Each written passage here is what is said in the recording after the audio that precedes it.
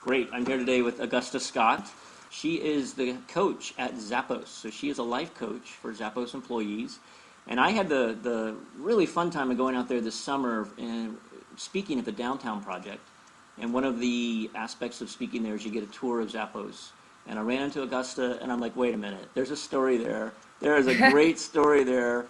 So Augusta, do you mind just sort of educating some of the folks that may have heard about a life coach, or they may have heard about something, but they never had the benefit of working with one. Just let us know how do you work with the Zappos employees, and how did that all come about? Sure, John. And first of all, thank you so much for having me. What a pleasure. It's really about our culture and how we can help our team members fulfill their values and what's important to them professionally as well as personally. Well, I wish, as I said, I wish every company had the advantage of a life coach. And I think the good work that you're doing and being able to spread the word here and other places, hopefully that will get the message out there. So what was your personal journey to this position? I think I understand it a little bit. I think it had something to do with you sort of raising your hand and saying, you know what, I think I can do this. And I think that's so empowering for people to hear, that there's times in your life where you just have to step out and say, you know what, I can do this. How did that go down? Yes, pretty much just how you said. I mean, I started in the call center on the phones, in the customer loyalty department, or customer loyalty team, which is our customer service, our call center. And I loved it. I mean, I love assisting our customers. And I realized early on about Zappos that the opportunities are endless. It just depends on, you. What are you willing to do to get there? What is it that you really want to do? And I remember Fred telling me one time when I had an idea, he said, well, Augusta, that sounds great. He said, but why don't you take that? And, at first I was thinking, okay, take ownership, like how? And that's the thing about Zappos, because again, in most corporations, I mean, you do have to go through certain protocol and processes. And we do have processes here, but it just meant that if it's something I was passionate about, to find a way to go ahead and, take that journey and achieve that. So I took a journey of growth and learning, which is one of our core values, core value number 5, and just, learned everything I could, and worked on different teams and learned different skills. And then I took a journey of leadership. But our original life coach, Dr. Vic, when he left the company, I mean, I always connected with Dr. Vic, and I always was just, really passionate about the coaching program. And, when the opportunity came up, I was thinking, wow.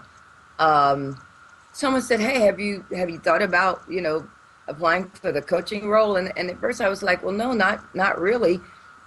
But I think that's something exciting that I would love to check out, to do.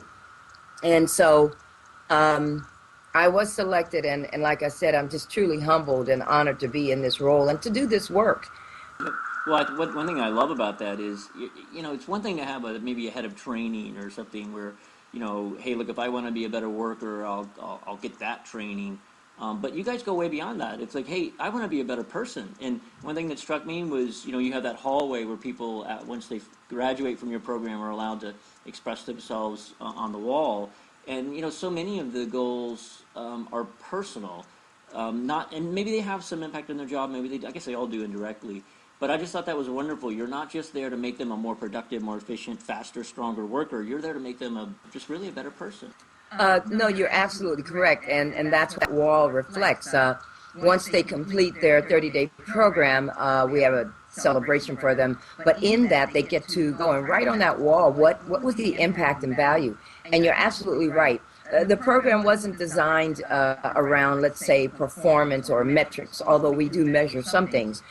It was designed, again, around our culture. It was baked out of our culture, whereas how can we, assist our employees with whatever it is they want to do, what's going to make them happy, what are they passionate about? And a lot of times it is within their personal lives.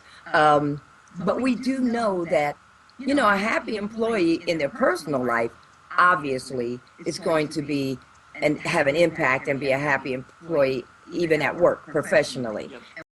No doubt about it. Well, I see the throne behind you. For those who haven't had a chance to go on the Zappos tour, which I would highly recommend, Augusta's throne was so popular that they had to put another one in the lobby so people could get their photo with it because they were breaking into her office and sitting in it, which is pretty funny. So could you walk us through the actual process? And I also like the fact that you're there to help, but they got to do some work. I mean, these people have to sort of step up and commit. So, About is we believe that everyone here at Zappos is royalty. Everybody's VIP. There's no, you know what I mean, a role where somebody is feeling like, oh, this person is higher here and that. So in order to make sure our employees felt that with this program in setting a goal, we have this throne that they can sit on, take their picture, or they can just sit there and talk if they want. But we believe, we're all royalty. We're all special. We're all VIP. And so you're right. The program is designed. It is a 30-day program. And we start out with a 1-hour workshop so that we can, talk about, what's important about the program, what they can expect from me as their life coach, what I can expect from them as the team member coming through the program. And, we want them to know that exactly there's some accountability and that they are required to do some reading for 30 days. We have a great book that we suggest, Get Off Your Butt by Sean Stevenson. It's not the butt we sit on, it's all the butts we say. So what gets in your way, you know what I mean? I would go to the gym, but right, I like that. My friends are coming over or something like that. So they do have to do this work. We meet for 30 minutes a week, each week for 4 weeks. So it's a 30-day program. And so they're required to, we come up with a plan. They take action steps and they have homework and they come back next week and we go over that. So yeah, they do have responsibility because I'm not here to tell them what to do. I'm really here to take that journey with them, ask those powerful questions, and they already really have the answers, John. It's a matter of tapping into themselves and finding out what obstacles are in the way and how can we remove those obstacles instead of going around the obstacles or, kind of pushing the obstacles to the side. Let's get rid of those. Right. Well, do you have any stories, any kind of favorites, the folks you've worked with, and it's just had a big impact on their lives? The one favorite that I can share, because as well, the sessions are all confidential. So while the goal is not confidential, the content is, but I have permission to share this because one of our team members who actually has, she's, I'll tell you, her goal was to always she always wanted to have this dream and this goal of becoming a doctor. And ever since she was a little girl, and she had taken her MCATs, but she didn't score high enough. And she came through this program to, get help and trying to figure out what was in her way. And through, powerful questions and a plan and her taking action, she retook her MCATs after the 30 days. She retook them. She scored high enough. And she had one particular college, medical college she wanted to get into. And sure enough, they sent her a letter, an offer letter, and so she was accepted into Meharry Medical College, and she is now on her way to becoming a doctor. I think she's about a year and a half in. I'm really excited. She's coming to Vegas next week, and we get to see her.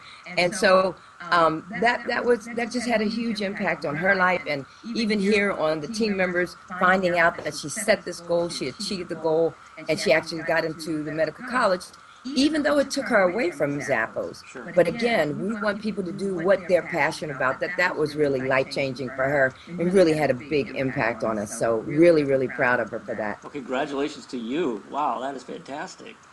We need more good doctors out there. Well, that's why I think you kind of said this at the outset. You're humbled to have this job. You have such a fantastic opportunity to touch people in such a positive way and help them, as you say, through this journey. And I just there's so many people out there that don't get that kind of psychic reward for their job. So I know when I saw you walking around the hall with that big smile on your face, I knew there was a reason. What a great role. Well, do you have any tips for folks that aren't going to be able to work with you? I mean, they'd love to have a coach like you, but it just isn't in their lives right now. If I'm making this journey solo, like if I came to you and said, "Hey, coach, I can't meet with you, 4 times over a month, what should I do? Basically, John, it's about, like I said, what's in your way, and I can give suggestions as to there's.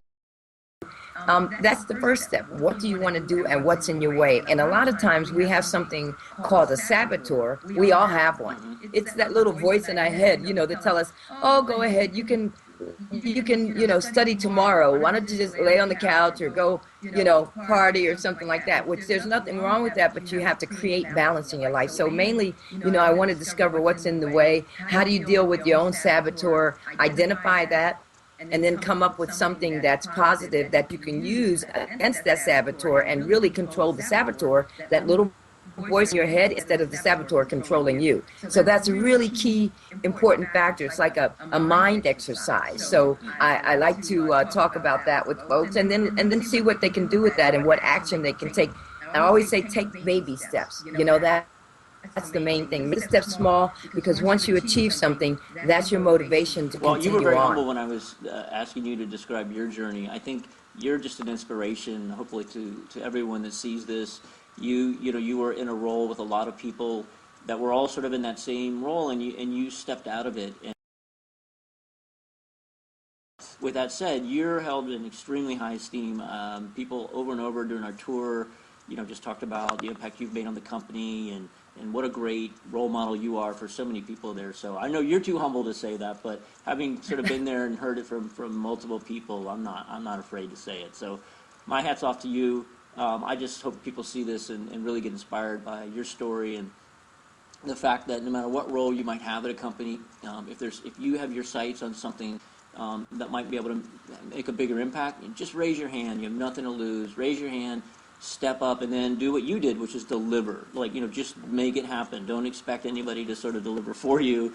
I'm sure it was a scary moment for you when they said yes, and you were like, oh no, another coach. Yeah, be careful what you ask for. You just may get it. That's right. And you're right. Because for a minute there, John, I was like, okay, now what? You know what I mean? So I got to tell you, because in my wildest dreams, when I started with the company, I never dreamed that I would be in this role, being able to do this work. Mm-hmm. That's the point. It's so amazing. My reward is to see the team members just, achieve their dreams, or, what makes them happy. And then they come back. Months later, it can be 2-3 months, because one thing about the program is designed so that they're able to walk away with tools that they can take and not only achieve their goal with me, but go on to set other goals and achieve them without me. And that's the other thing about this program. It's sustainable, so it can sustain them well past the 30 days. Yep. And they achieve progression within the company. I mean, they're doing amazing things, and they're just so much happier, and they share that and spread it to other team members. And so, I mean, the program is amazing. But yes, for me, this journey is just, it's amazing. My reward is seeing, the team members find value and have impact with this program. One of the first books that someone handed to me in this role, which really helped me, and I would recommend it to any, CEOs, leadership teams out there, management teams, and it's called Dream Manager by Matthew Kelly. It's an amazing book about how you find out what's important to your employees, what makes them happy. And you'd be surprised.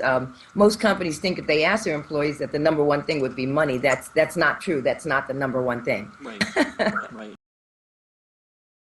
I'll get a link up so my readers can check it out as well. Well, Augusta, thanks again. I know this was, you had to really work it to make it work within your schedule. I very much appreciate it. Thanks again for your time and for sharing your inspirational story. John, absolutely my pleasure. Thank you so much for having me. What an honor. Thank you so much. Come visit us at our new campus, too, downtown now. I know. I need to get back out there and sit in the throne. Yeah. Absolutely. All right, well, you're invited. Anytime you like, please come and see us. Thank you. I appreciate that. Take care. All right. Take care, John. Thanks.